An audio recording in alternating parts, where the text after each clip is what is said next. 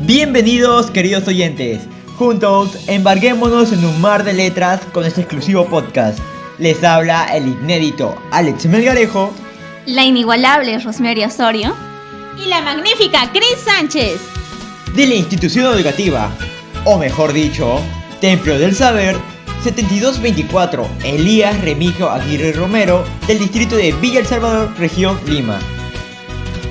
Juntos nos encontramos participando en el concurso Perú lee mi obra favorita, con la emblemática obra El Sexto, publicada en 1961, escrita por el célebre novelista y etnólogo José María Arguedas. También no podemos olvidarnos mencionar que Arguedas es uno de los más reconocidos exponentes de la literatura peruana y un firme defensor del mundo indígena.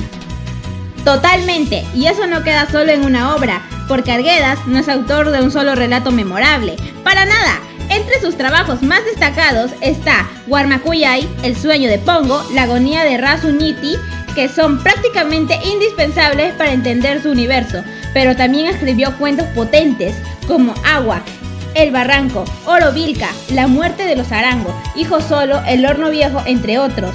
Para todo ellos reflejan con una sensibilidad única el mundo indígena y mestizo del Perú. Y claro, con semejante talento, no es sorpresa que también recibiera varios reconocimientos importantes. Sí, entre los premios más destacados que recibió están el Premio Nacional que fomenta la cultura, Ricardo Palma, gracias a su novela Los ríos profundos en 1959, y más adelante el Premio Inca Garcilaso de la Vega, que le fue otorgado en 1968. Además, también fue reconocido con otros premios importantes como el fomento a la cultura en ciencias sociales y literatura. O sea, su aporte no pasó desapercibido, ni en las letras ni en el pensamiento peruano. El Sexto nace de una experiencia real de Arguedas, siendo su tiempo como prisionero en la cárcel de Lima, llamada El Sexto, donde fue encarcelado por protestar, por alzar la voz frente a la injusticia. En esa cárcel convivían delincuentes, asesinos, presos políticos y más, que en medio de una fuerte tensión entre comunistas, apristas y el poder conservador, muestra desde dentro de una realidad dura y desigual. El Sexto empieza con Gabriel ingresando a la cárcel, donde es recibido con una escena digna de una película. Los presos políticos cantaban a todo pulmón sus himnos revolucionarios, los apristas entonaban la marsellesa aprista y los comunistas la internacional. Es conducido al tercer piso, reservado por los presos políticos, donde comparte celda con Alejandro Cámac. Y dime tú, Alex, ¿qué es lo que más te impactó ante esta compleja novela del Sexto? Algo que me impactó al leer Sexto fue la forma en que Arguedas retrata la prisión, no desde el odio ni el heroísmo, sino con crudeza y humanidad. En nuestra opinión, lo más fuerte es descubrir que el conflicto real no está en los delincuentes comunes, sino en los presos ideológicos, donde persiste el odio, la discriminación y el abuso. Creemos que la novela refleja cómo incluso en el encierro, las jerarquías y las injusticias siguen vivas. Para nosotros, El Sexto aborda con profundidad temas como la pérdida de la inocencia, el miedo constante, la hipocresía política y sobre todo la pérdida de dignidad. Aunque no olvidemos que la novela también muestra las pugnas políticas dentro de la cárcel y cómo, pese a todo, persiste la fe en un Perú mejor. Hoy las batallas han cambiado, ahora son por el medio ambiente, la igualdad y la justicia. Pero la división continúa, unos protegen a los poderosos, otros reclaman cambio y muchos siguen sin agua, salud ni voz. Seguimos luchando, seguimos resistiendo. Concuerdo contigo, Rosemary, porque siendo la cárcel un espejo de las divisiones más fuertes que se refleja, no por estilo, sino para que entendiéramos que esa prisión no era solo un edificio con barrotes, era el Perú encerrado en sí mismo.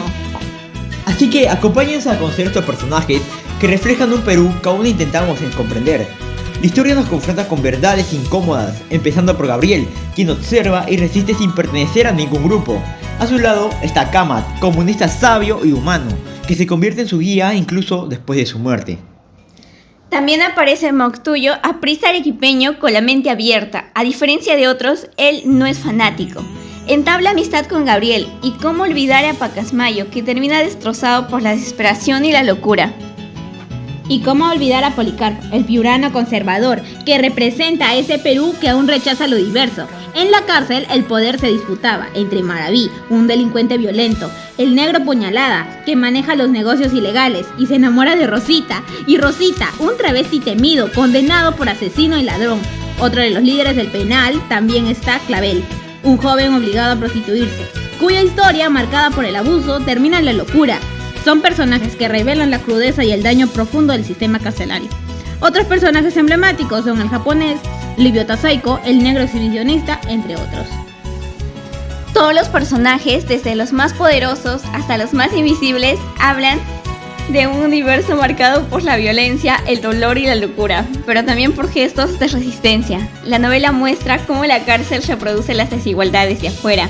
Los políticos gozan de privilegios, los criminales imponen su dominio y los más pobres, indígenas o diferentes son humillados.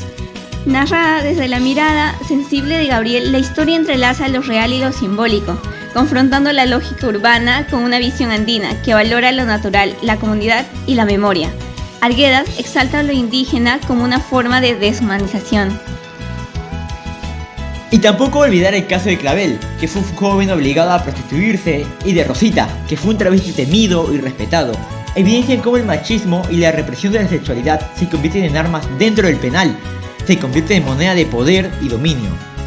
Sí, pero en medio del caos, Gabriel encuentra humanidad con la amistad con Cámac y Mocontuyo. Son pequeños actos que sostienen la esperanza. El sexto es un infierno moderno, se sabe, reflejo de un Perú herido, caótico, violento y corrupto, donde lo humano se pone a prueba y la injusticia silencia sin escuchar.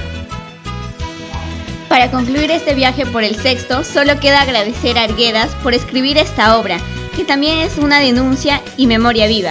Por ello, merece ser leída, porque más allá del contexto, sigue hablando de nuestras luchas actuales, la desigualdad, la injusticia y el deseo de ser escuchados. Si aún no has leído el sexto, te invitamos a hacerlo. No es una lectura fácil, pero sí necesaria. Te hará pensar, sentir y confrontarte.